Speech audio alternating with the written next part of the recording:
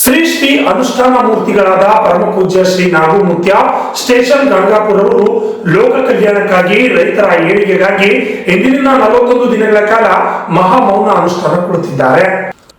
ಶ್ರಾವಣ ಮಾಸದ ನಿಮಿತ್ತವಾಗಿ ಬಡವರ ಹಾಗೂ ರೈತರ ಏಳಿಗೆಗಾಗಿ ಶ್ರೀ ನಾಗುಮುತ್ಯ ಅವರು 41 ದಿನ ಮಹಾಮೌನ ಅನುಷ್ಠಾನಕ್ಕೆ ಕುಳಿತಿದ್ದಾರೆ.